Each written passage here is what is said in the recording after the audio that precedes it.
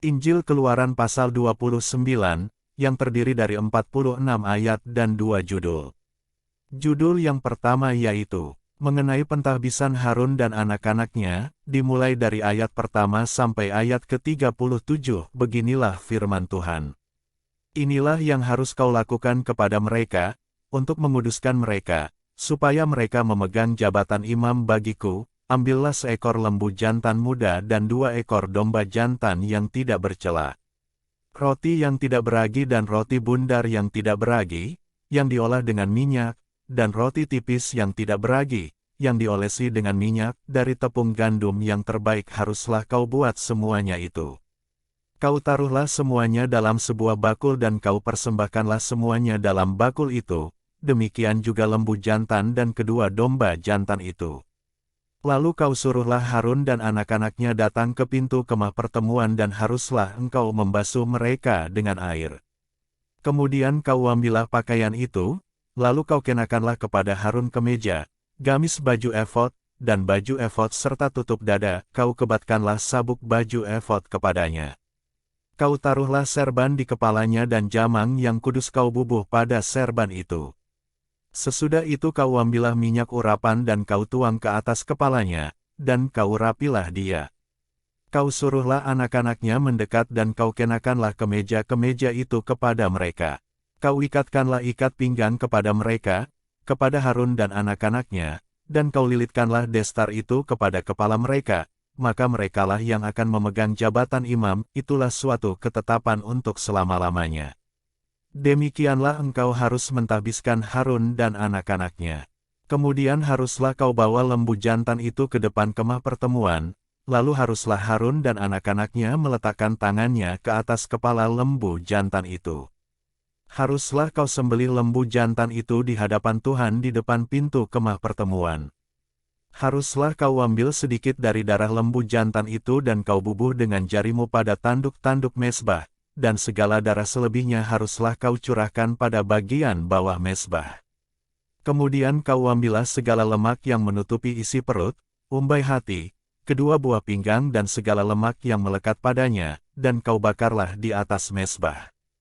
Tetapi daging lembu jantan itu, kulitnya dan kotorannya haruslah kau bakar abis dengan api di luar perkemahan, itulah korban penghapus dosa. Kemudian haruslah kau ambil domba jantan yang satu, lalu haruslah Harun dan anak-anaknya meletakkan tangannya ke atas kepala domba jantan itu.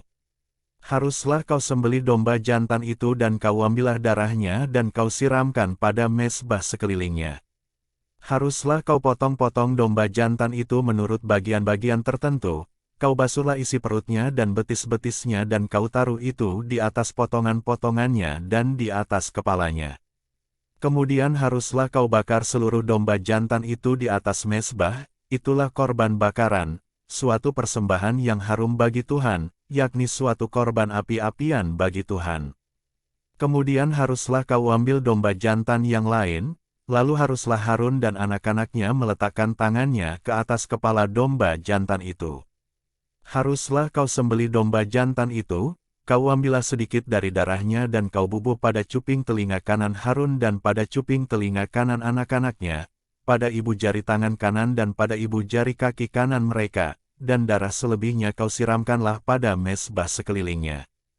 Haruslah kau ambil sedikit dari darah yang ada di atas mezbah dan dari minyak urapan itu dan kau percikkanlah kepada Harun dan kepada pakaiannya, dan juga kepada anak-anaknya dan pada pakaian anak-anaknya, maka ia akan kudus, ia dan pakaiannya, dan juga anak-anaknya dan pakaian anak-anaknya. Dari domba jantan itu haruslah kau ambil lemaknya, ekornya yang berlemak, lemak yang menutupi isi perutnya, umbai hatinya, kedua buah pinggangnya, lemak yang melekat padanya, paha kanannya, sebab itulah domba jantan persembahan pentahbisan. Kau ambillah juga 1 keping roti, 1 roti bundar yang berminyak dan 1 roti tipis dari dalam bakul berisi roti yang tidak beragi, yang ada di hadapan Tuhan. Haruslah kau taruh seluruhnya ke atas telapak tangan Harun dan ke atas telapak tangan anak-anaknya dan haruslah kau persembahkan semuanya sebagai persembahan unjukan di hadapan Tuhan.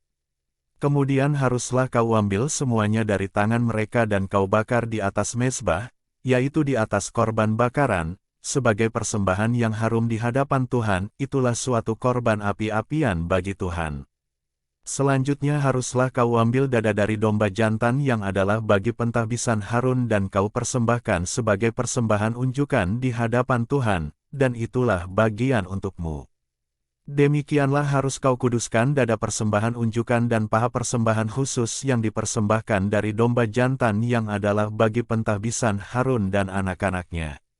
Itulah yang menjadi bagian untuk Harun dan anak-anaknya menurut ketetapan yang berlaku untuk selama-lamanya bagi orang Israel, sebab inilah suatu persembahan khusus, maka haruslah itu menjadi persembahan khusus dari pihak orang Israel, yang diambil dari korban keselamatan mereka, dan menjadi persembahan khusus mereka bagi Tuhan.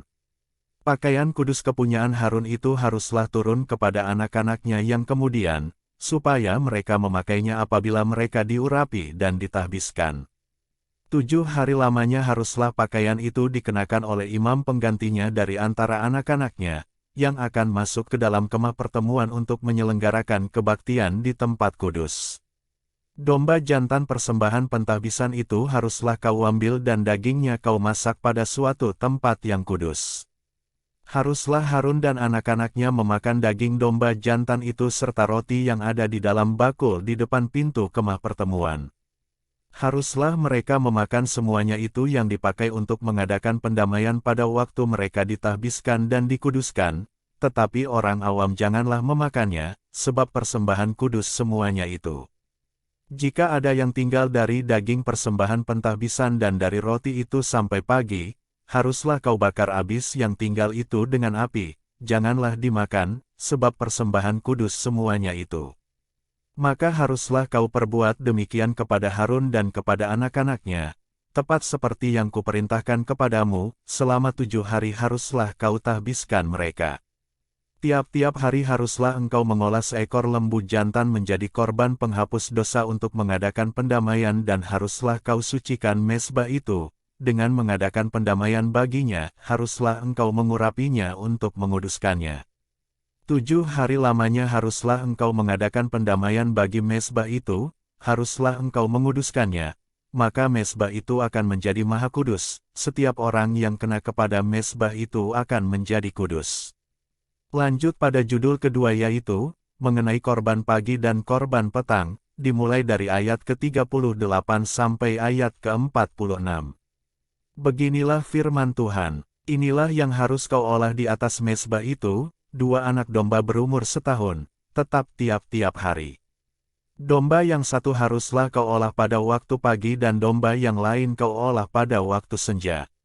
Dan beserta domba yang satu kau olah 1/10 eva tepung yang terbaik dengan minyak tumbuk 1/4 hin, dan korban curahan dari 1/4 hin anggur. Domba yang lain haruslah kau olah pada waktu senja, sama seperti korban sajian dan korban curahannya pada waktu pagi harus engkau mengolahnya sebagai persembahan yang harum, suatu korban api-apian bagi Tuhan. Suatu korban bakaran yang tetap di antara kamu turun-temurun, di depan pintu kemah pertemuan di hadapan Tuhan. Sebab di sana aku akan bertemu dengan kamu, untuk berfirman kepadamu. Di sanalah aku akan bertemu dengan orang Israel, dan tempat itu akan dikuduskan oleh kemuliaanku. Aku akan menguduskan kemah pertemuan dan mezbah itu, lalu Harun dan anak-anaknya akan kukuduskan supaya mereka memegang jabatan imam bagiku. Aku akan diam di tengah-tengah orang Israel dan aku akan menjadi Allah mereka. Maka mereka akan mengetahui, bahwa akulah, Tuhan, Allah mereka, yang telah membawa mereka keluar dari tanah Mesir, supaya aku diam di tengah-tengah mereka, akulah Tuhan, Allah mereka.